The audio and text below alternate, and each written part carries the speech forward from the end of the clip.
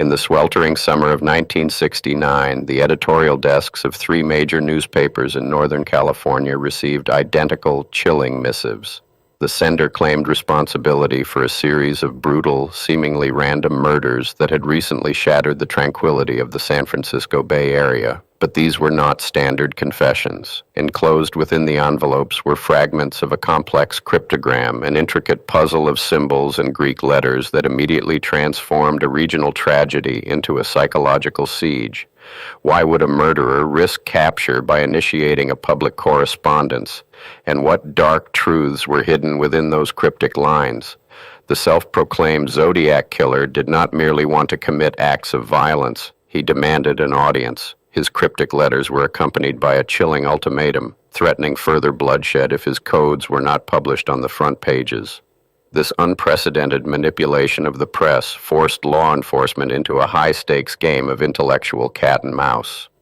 The killer was weaponizing his anonymity, using the ciphers as a shield, while simultaneously taunting the very authorities desperate to unmask him. Before the ink dried on those first letters, the reality of the violence was already etched into the landscape of Northern California. Young couples, parked in secluded lovers' lanes, had been ambushed in the dark. The crime scenes were chaotic, marked by sudden, overwhelming force and a profound lack of traditional motive. Detectives combed through the aftermath of the Lake Herman Road and Blue Rock Springs attacks, searching for a tangible link, a discarded weapon, or a clear suspect. Instead, they were handed a puzzle. The initial code, a 408-symbol cryptogram, was a calculated challenge to the intelligence of the police and the public alike. It was a substitution cipher, a method of encryption where each letter of the plaintext is replaced by a specific symbol or alternate letter. The authorities, initially overwhelmed by the sheer volume of the killer's correspondence, released the code to the public in hopes that a civilian might spot a pattern. Within days, a local school teacher and his wife cracked the 408 cipher, revealing a disturbing manifesto of a mind consumed by a desire to hunt human beings. Yet the decryption of that first message offered no name, no address, and no tangible clues to the killer's identity. It merely confirmed the depth of his malice. The phantom assailant had proven he could communicate securely in plain sight. This initial success by amateur codebreakers seemed to agitate the killer, prompting him to escalate his intellectual warfare. He was no longer just a murderer. He was a self-styled mastermind, and he was preparing a far more formidable challenge for his pursuers. In November 1969, a new envelope arrived at the San Francisco Chronicle. Inside was the Z340 cipher, named for its exact number of characters. Unlike its predecessor, this grid of symbols defied immediate comprehension. It was a dense, visually confusing matrix that mocked the efforts of the era's brightest minds.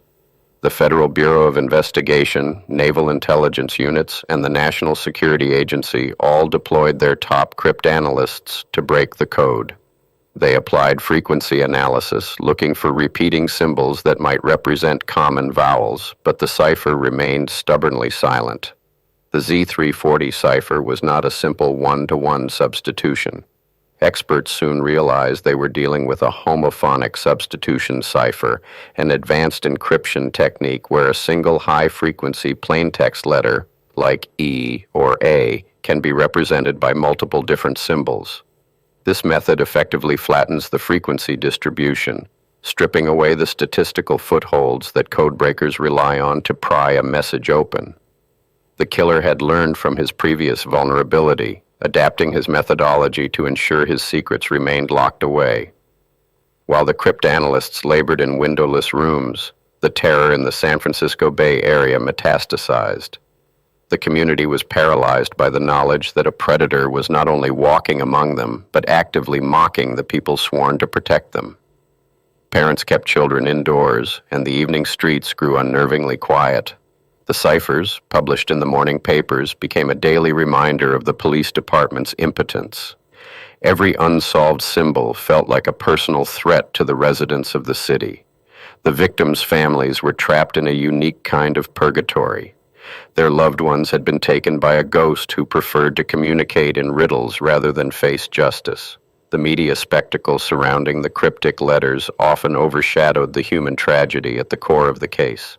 For those grieving, the killer's codes were not a fascinating intellectual exercise. They were an agonizing barrier preventing closure, a cruel manipulation that kept the wounds of their loss permanently open. Decades slipped by, and the Z340 cipher calcified into one of the most famous unsolved codes in criminal history. The enduring mystery of the symbols forced investigators to reverse engineer a psychological profile of the author. Did the complexity of the grid indicate military training in cryptography, or was it the obsessive, meticulous work of a mathematically gifted amateur? Some behavioral analysts suggested the killer's true gratification came not from the murders themselves, but from this subsequent game of control and perceived intellectual superiority. The structure of the codes hinted at a mind that was both highly organized and deeply fractured.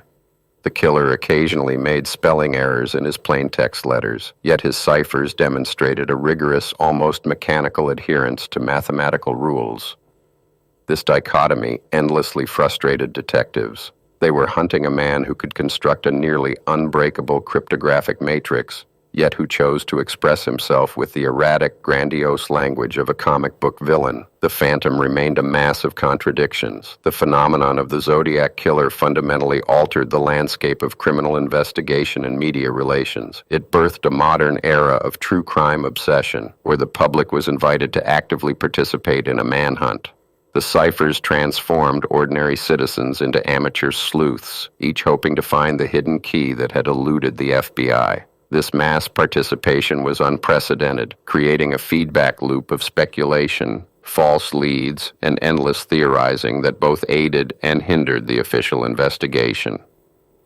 Law enforcement agencies across the globe studied the California case, recognizing a terrifying evolution in criminal behavior.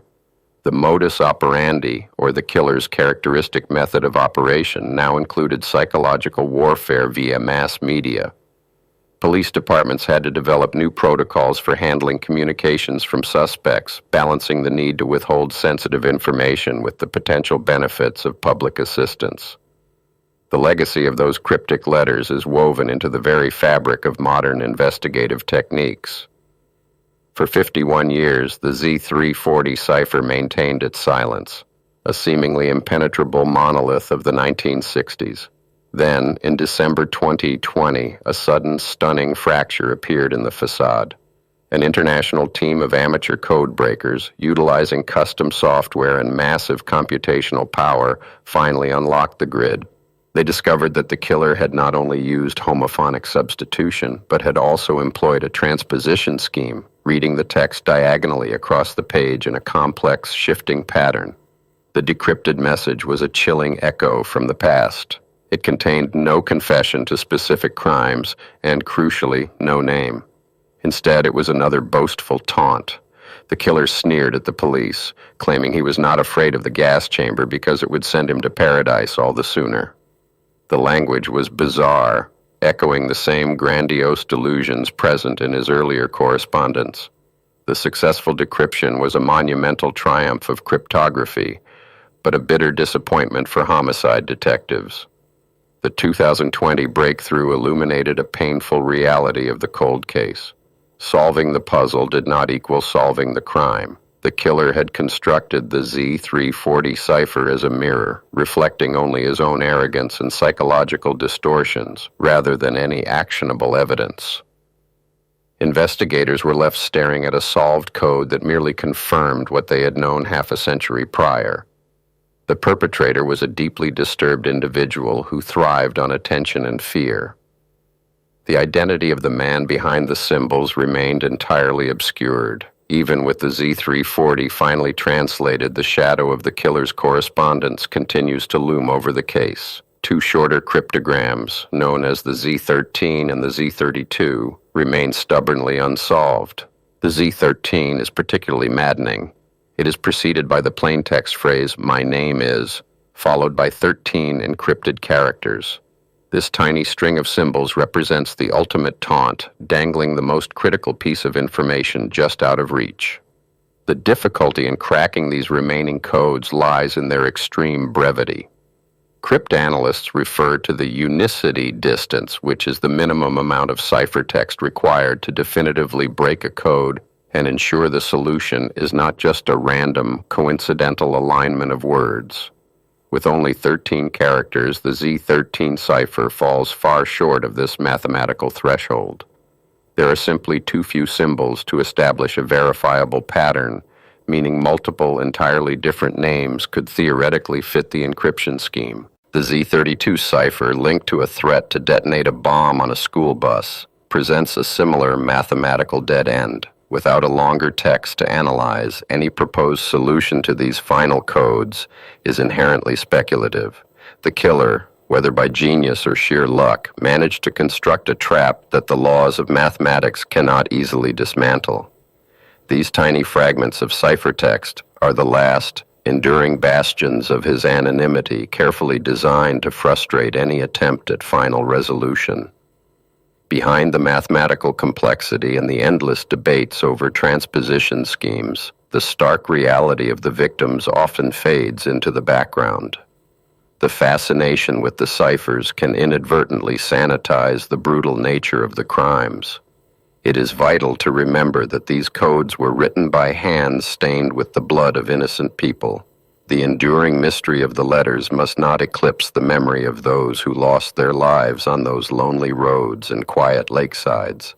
For the families who still wait for answers, the continued focus on the cryptograms is a double-edged sword. It keeps the case alive in the public consciousness, ensuring that the search for the killer never completely goes dark.